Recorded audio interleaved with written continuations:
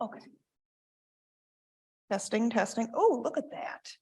Everything wants to work today. I am so happy. Well, good morning, everybody. My name is Stephanie Good, and I work for Lifespan.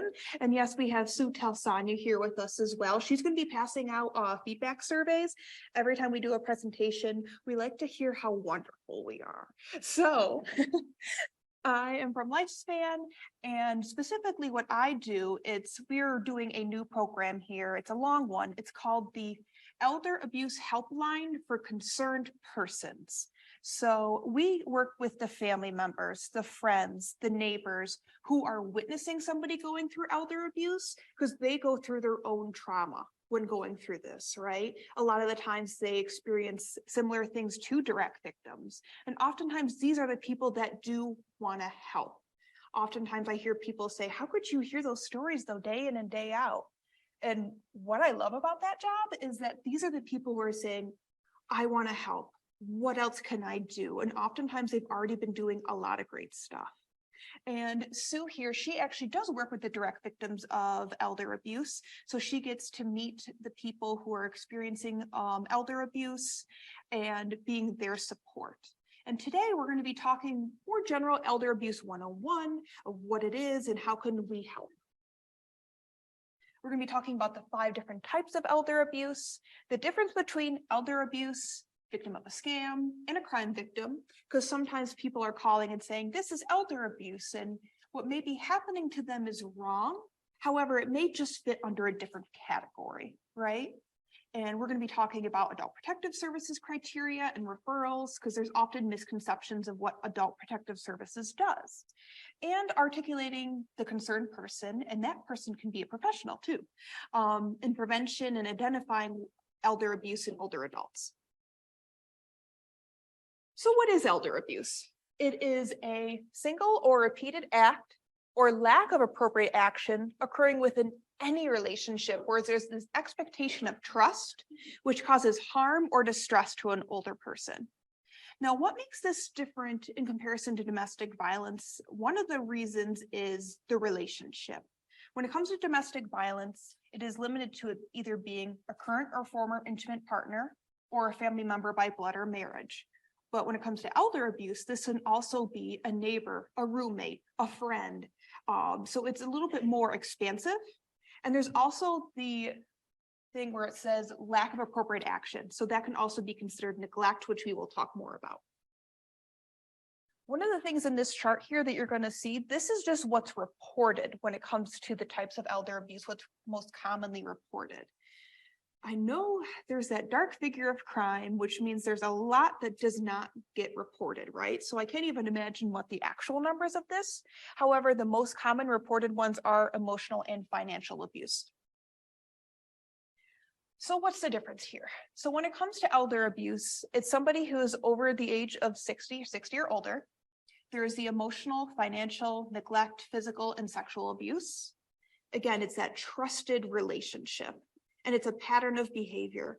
And one of the things is often it's not just one type of abuse. It's usually overlapping.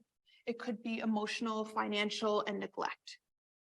And when it comes to scams and identity theft, what that means is that this is a dishonest scheme to deceive the individuals out of either their money or obtain their personal information. That relationship may become trusted during its course, but it doesn't always start out that way.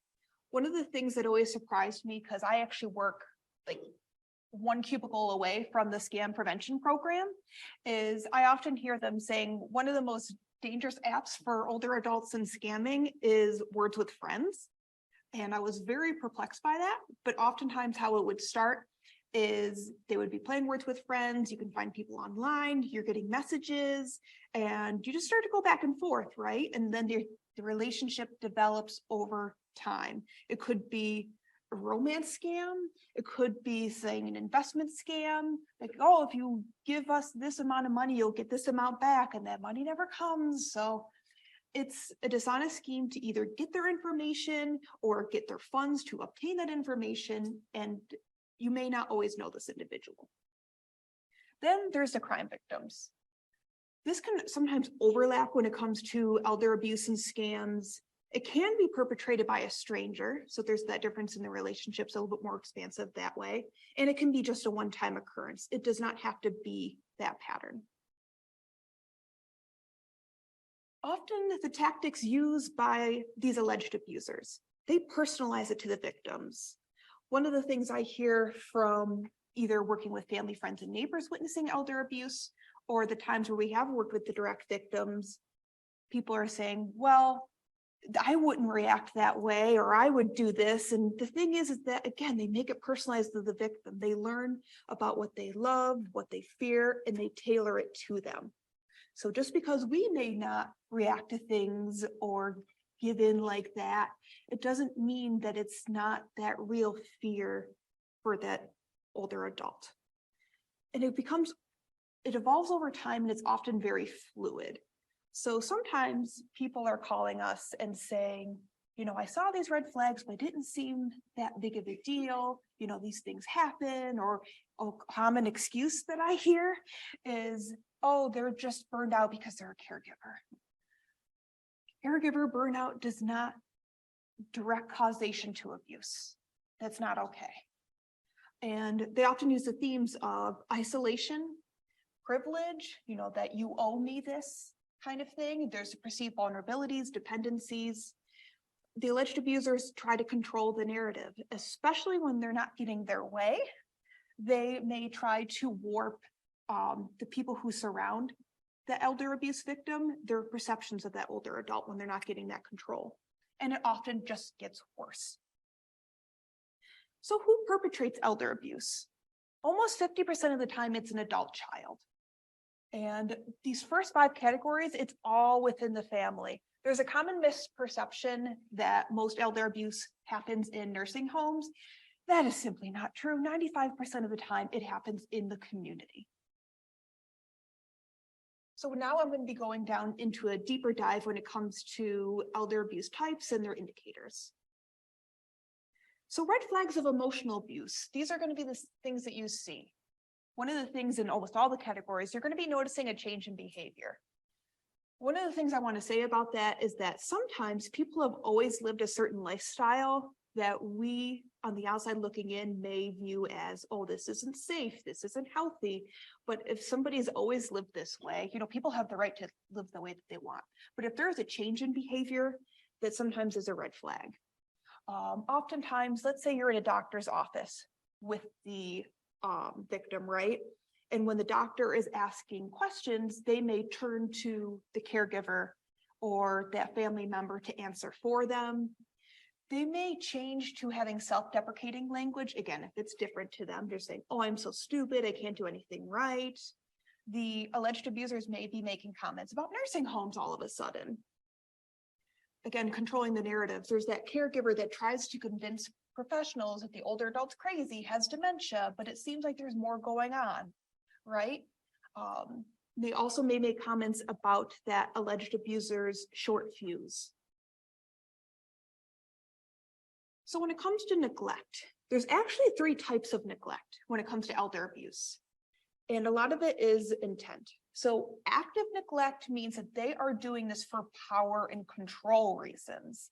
It's saying, oh, if you don't give me $200, then I won't give you your medicine, or I won't take you to your doctor's appointment. So it's with manipulative intent. When it comes to passive neglect, it may not be a bad intention. Oftentimes, passive neglect happens because they don't know how to take care of that person's chronic condition. The older adult may have Parkinson's, dementia. However, they are still being neglected in some way, but it's not for malicious intent. They just may not know enough about the disease or how to care for this person. Then there's self-neglect. So self-neglect means that there's no perpetrator doing this to them. It's just that they may be neglecting their own needs. Oftentimes we see this as hoarding. So red flags of neglect. You may see lots of missed medical appointments, and maybe this is something that, again, it may be new to them. Poor hygiene, especially fingernails and toenails, is a big red flag. You may see signs of malnutrition and dehydration. One of the things I like to talk about when we say it's not always dementia, sometimes dehydration can mimic dementia symptoms. So they may be giving not giving them enough water to mimic, like, see, they're going crazy. They have dementia when they may be dehydrated. The caregiver overcompensates or has signs of burnout. They're doing too much and they're not letting other people in. Their medications are not picked up or not picked up regularly or being refilled too early. That also is an indicator that maybe that alleged abuser is taking their medication for themselves, or it could be financial abuse because they could sell that for a pretty penny. And oftentimes it's refusal of recommended services by the older adult or the caregiver is a big red flag, especially when there's been times where I've gotten calls from multiple family members trying to give them their side of the story when it comes to their concerns with the older adult.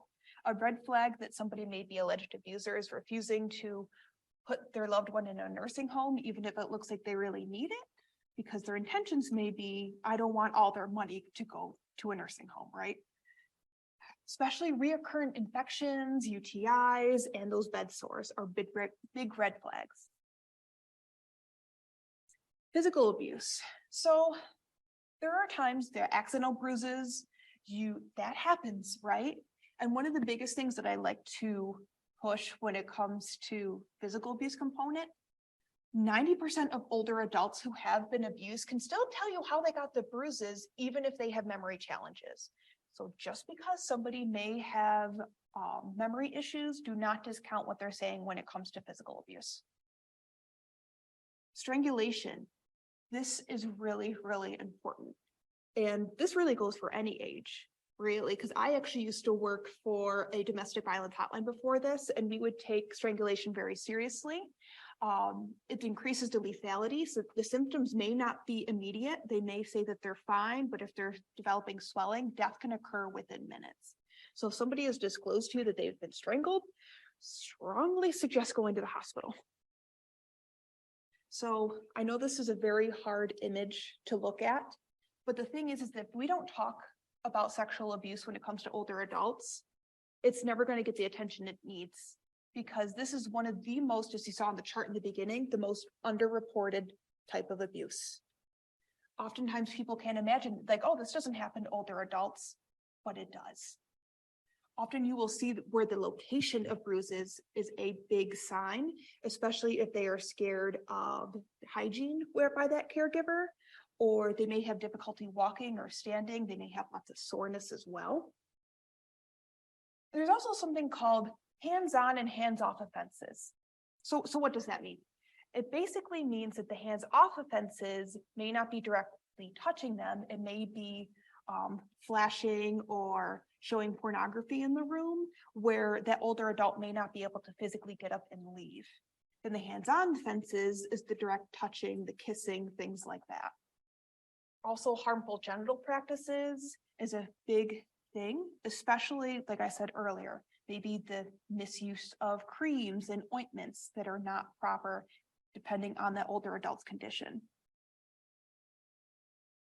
Red flags of financial abuse. Oftentimes it's that sudden inability to pay bills, they're getting shut-off notices, and oftentimes by the time Adult Protective Services gets involved, they may be looking at bank statements from here and there, and they don't match up. For example, they may see that there's a loan out taken for a new car, but this older adult no longer drives or has a license, so that doesn't match up, right? Again, refusal of recommended services, checks written on a sequence in different handwriting, or maybe there's this new friend who is trying to take over and become power of attorney. They also may make comments about people needing help with their bills, and again, canceled medical appointments. So the biggest thing is that I hear is, why do they stay? Thing is that the answer is love. And a lot of times when I say that, people look at me like, all those things you described doesn't sound like love to me. So here's the thing. The person that is experiencing this, that is experiencing the abuse, they remember the person that they loved prior to the abuse happening or when it's not occurring. And they want to believe that that abuse will end, that this is just a phase in this person's life and it will go away. So they're holding on to that hope that things are going to be better. Oftentimes, whether you are a victim of elder abuse or domestic violence, let's say I'm going to give the example of an elder abuse victim and it's their adult child, right? When they first had their child and having them grow up, they were sweet and they had so much going for them and they had a great relationship, right? But at some point down the line, something changed where it seems like that adult child grew into this monster that is no longer their child. And it feels as if that child has died and they were taken over by a more manipulative person. And it's common for the victims to go through grief. There may be in denial where you are seeing all the red flags and they may understand, but they're saying, nope, nope, nope, I don't want your help. Everything's fine, everything's fine. That is because they're trying to protect themselves from this harm. Then there's the anger stage where they may be angry at themselves. They may be angry at the alleged abuser or maybe fate that this even happened to them. Then there's bargaining, it's like, oh, well, if they just go to rehab, everything's going to be fine. And if you're saying things to yourself like, I would do anything to get my kid back, that is often a sign that you're in the bargaining stage. Then there's a depression stage where it may show itself where the client is calling you and they're in many tears and they're just hurt and they don't know what to do because they admitted that they have lost this person. Then there's the acceptance stage where it doesn't mean that they don't still love them. You can still love that person and you can still move forward. You don't have to experience them in order. You may have all of them in one day. And the one thing I encourage people who are going through this is that I know you're grieving your views of this relationship with your child and everything you had with them. And I want you to be encouraged that they will eventually be replaced by new ones. So why don't they just leave, right? That common question that just drives me crazy. Oftentimes there's shame. As we talked about, oftentimes older adults are not believed that they're going through this. Only about, 1 in 24 cases ever get to the police? 23. 1 in every 23 cases ever get to the hands of police. There's also the shame of like, oh, this would never happen to me. Maybe they don't want to tell their family, their friends, for whatever they may feel. There's also that terror. Oftentimes, there may be some kind of threat that the alleged abuser has done. It's like, oh, if you go into assisted living, you will never see your grandchildren again. Money is a huge thing. Oftentimes, maybe that alleged abuser is moved in with them and it's been really helpful for them to make ends meet. And if they get an order of protection and have them leave, they don't know how they're going to be able to afford for food. There's also just the fear of the unknown. Oftentimes, the monster that you know is better than the monster that you don't know, right? So people would rather deal with this than if that person left. Sometimes that alleged abuser is a respected community member. So they may be in the police force, or maybe they work for Adult Protective Services, or they work in the courts. And it could be 2 layers. 1, they fear that they won't be believed because of this. And 2, they're also afraid that they're going to tarnish that person's reputation. They don't want to do that to them. And again, the isolation is huge. And so this is often the many, many reasons why people have them maintain this relationship with their alleged abuser.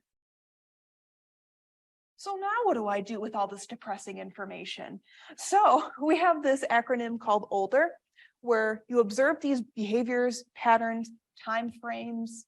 You listen to that older adult and the caregiver, decide if the situation is imminent, engage in supervision, and report as appropriate. So am I a mandated reporter? So New York State is the only state that doesn't have this mandatory reporting statute, but anyone can report.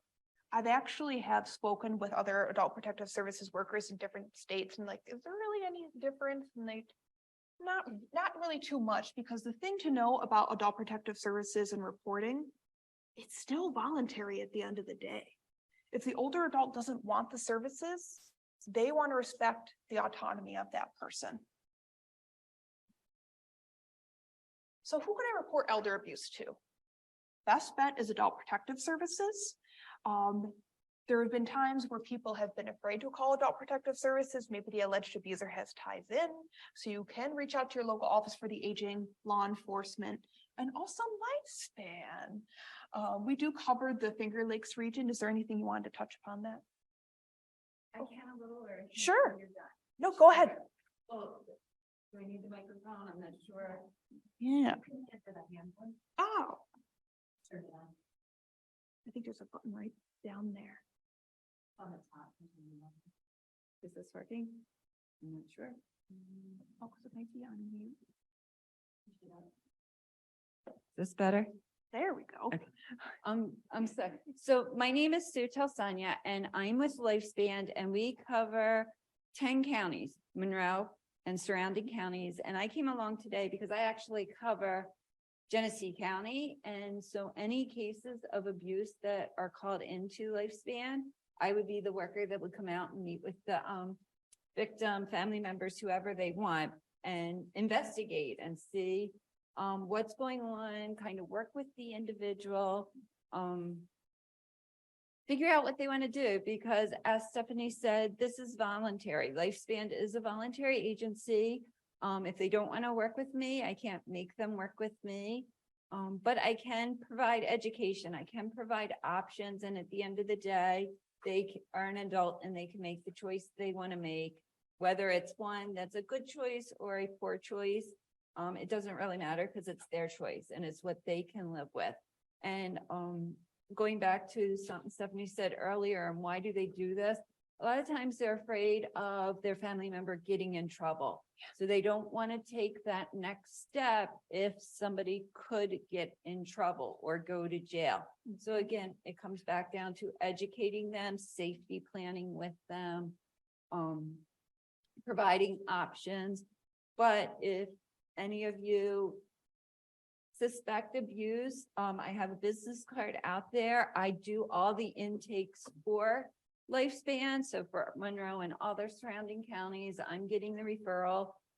I will say more of the referrals come through the New York Connects office, but then they're forwarded to me to get that caseworker, social worker assigned. So I am seeing all the referrals. Feel free to contact me directly. What I tell a lot of people is you don't have to know that the abuse is occurring. That's my job. If you suspect that there could be something going on, call it in. If you want to remain anonymous, we get anonymous phone calls all the time or referrals. We don't have to tell the individual how we learned about them. One great thing about Lifespan is we are an agency geared towards older adults. So that is the one thing with our elder abuse prevention program. Person does have to be 60 or older for us to get involved. But because Lifespan has so many programs, I can a lot of times come out just to talk about other things and then direct the conversation back to the concerns about abuse so that I can provide options, work with them if they're a little reluctant themselves. That was good. So when it comes to reporting to Adult Protective Services, this is available in every county. Every county has its own individual number. There is a New York State one, which is the 844 down there. And this is Genesee County's phone number to reach them. There is actually 3 criteria for them to open a case. One is that the older adult has to have a physical or mental impairment. 2, they are unable to meet their own essential needs or protect themselves from harm. And they have to have no one able and willing to help them in a responsible manner. So you have to have all 3. One of the things I commonly recommend for family members, friends, neighbors, professionals is, depending on the relationship with that person, is encouraging the older adult to call themselves. So instead of Adult Protective Services just showing up at their door and they're not prepared for something like this, I often encourage the older adult to call, and they can do it anonymously, saying, hey, this is what's going on with me. I'm not ready to give you my information. How could you help me? So that way you're working with the adult and not for them. And they feel like they can control their narrative and hear it straight from that worker's mouth. So what is the difference between adult protective services and our elder abuse prevention program? Actually, I may have you tackle that one on too. So here you go. I know you're rocking. So there's a couple of more distinct differences. One, as I said earlier, for our program, you have to be 60 and older, where adult protective services is 18 and older. For our program, we do not cover self-neglect. So if you're calling regarding an individual who is neglecting themselves, we will turf that over to APS.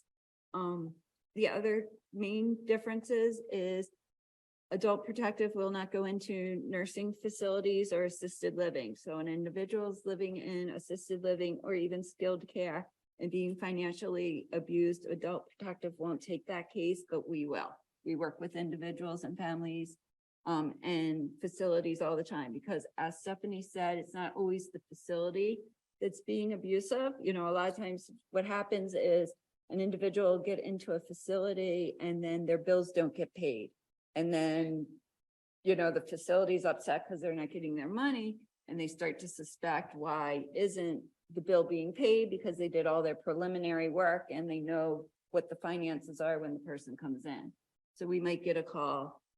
We can't make the people pay the bill, but we can investigate, get bank records, and kind of look to see if the person is being financially exploited. So I'm not going off the slides, I'm kind of going off my thing. So again, adult protective, it's 18 and older. It's, they need to have some kind of a,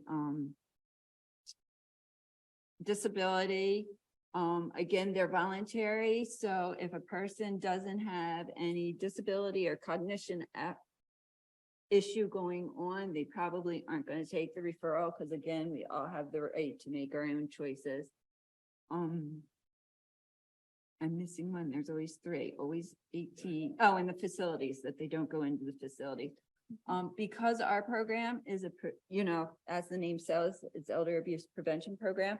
A lot of times our work is strictly that education and, kind of empowering them. Like, it's okay to put yourself first. It's okay to make sure you're safe, and providing them options of what they can do. Sometimes it's just something that's like turning off their cell phone at certain hours, because that's when the individual's calling because they want money or they want them to do this, and just to give themselves a break, because they're always getting the phone calls because they're not ready to really do anything, but to keep them safe or mentally less stressed, it might be something as simple as the phone call.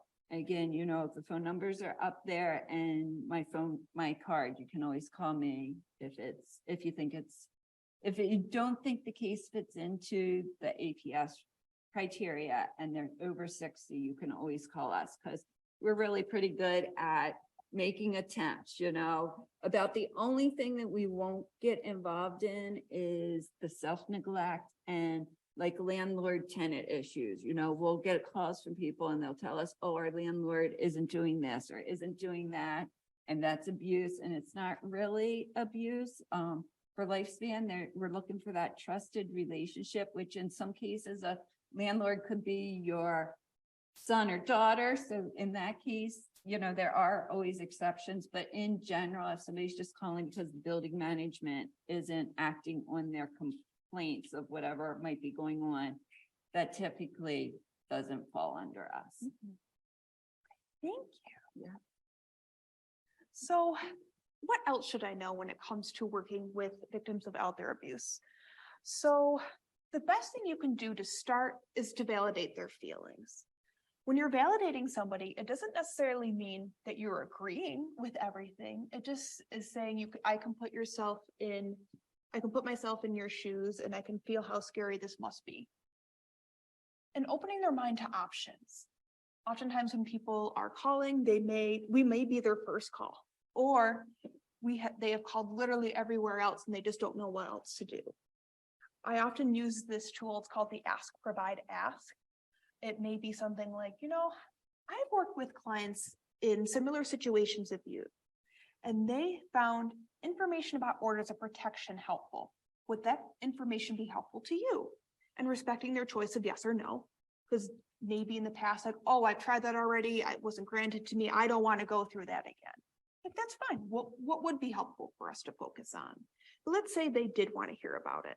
So we give them the information, and then I do the ask again of like, okay, now that you heard information about orders of protection, how does that feel? Does this feel like this is right for you? Some people may be like, you know what? I think that does fit what I need to do. Or they're like, I'm freaking out. That sounds terrifying. Like, okay, let's talk about that. So you know whether or not they actually want to hear the information and how this information impacted them. And allowing for choice, which is often very, very hard to do. And we often tell people have the right to live in ways that are not safe. I actually did a presentation a few weeks ago in Broome County, and somebody was working with an older adult, and the older adult was experiencing financial abuse from their kid, who also had issues with drug addiction, and they were to the point where they would be homeless. They could just give their kid everything, and they're like, well, how do I combat that? People have the right to be homeless if they want to, and you can still safety plan with somebody. You have to meet people where they're at. So often I encourage people to safety plan and working at like, okay, let's say you were to be homeless, you were to give up your housing so your kid can have this. What will you do? Who will you reach out to? And oftentimes when people do that, they may back down like, I didn't really want to be homeless. I just am so desperate. So it's meeting people where they're at and safety plan. Somebody can still be safe. The biggest thing is when an older adult discloses, be careful to not do any of these things. And I know that sounds very obvious. However, sometimes we may not be aware of this, right? Sometimes people may say how terrible their abuser is, but it's not best practice to be like, yeah, they sound like a real jerk. Because at the end of the day, this is somebody that they still love. They get to say that, but we can't. So often I hear family members and friends criticizing the safety planning skills of somebody, because I break down safety planning with family, friends, and neighbors into 3 steps. I'm like, okay, the fact that this older adult is still alive means they're doing something right. So can you tell me all the ways that they're keeping themselves safe? And I sometimes hear people say, well, you know, they avoid certain topics of conversation, and they told me they don't stand near the top of the stairs near that person anymore. But that's not a safety plan. It's a safety plan. It is.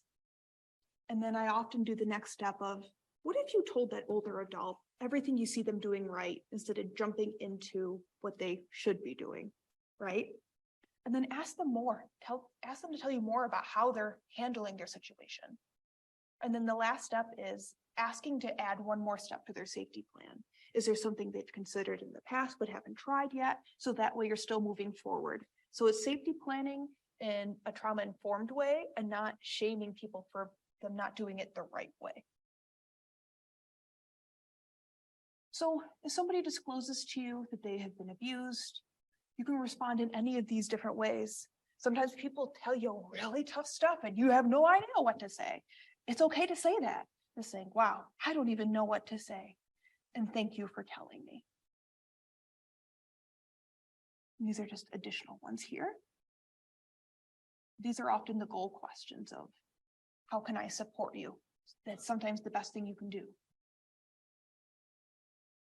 One of the things I like to stress with people who are witnessing this is that this is hard work. Sometimes we're talking with people and we feel like Beaker over there. We're like, I'm freaking out. I don't know what to do. I don't feel equipped to handle this, right? Oftentimes we have to name it to claim it. Sometimes I'm working with individuals and I'm like, okay, this is really stressful, but I got this. That's good. You just keep doing that.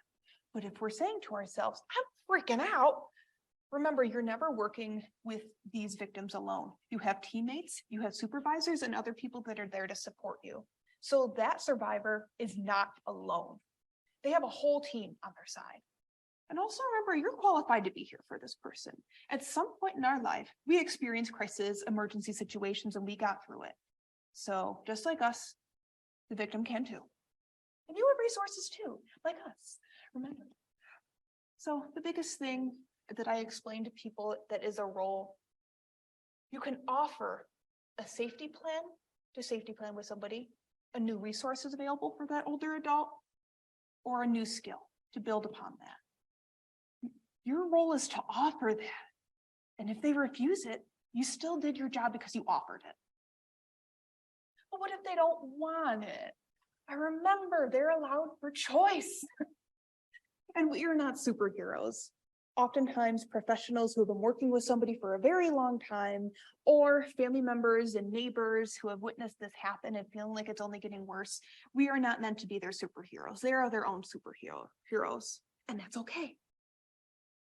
So thank you, everybody. Does anybody have any questions?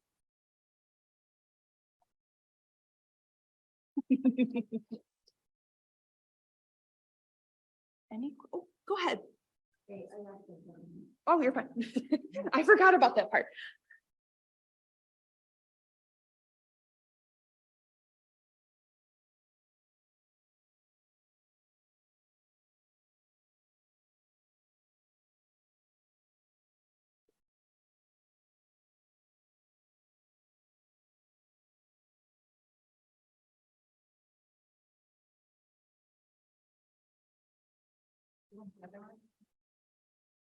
Yeah, maybe.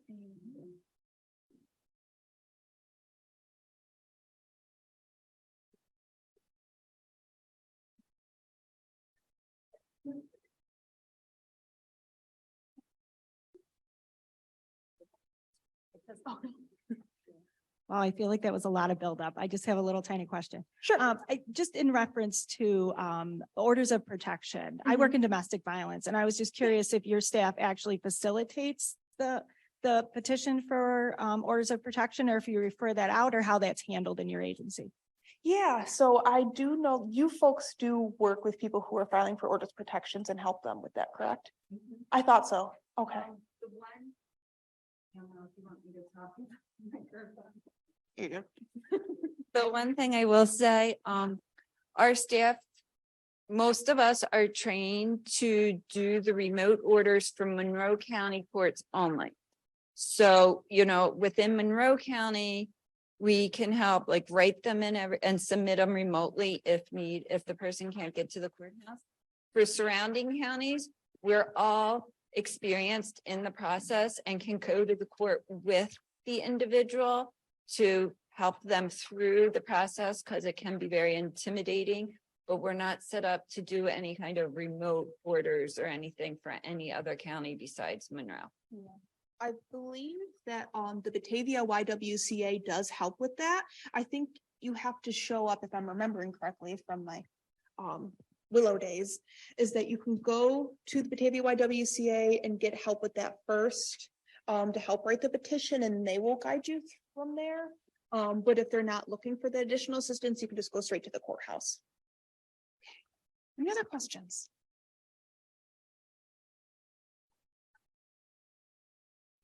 Yes, I can send the PDF version over and to distribute. I think it should be fine, right? Yes, I'm seeing yes. Okay. Any other questions? There are some brochures out there. Yes. Our program.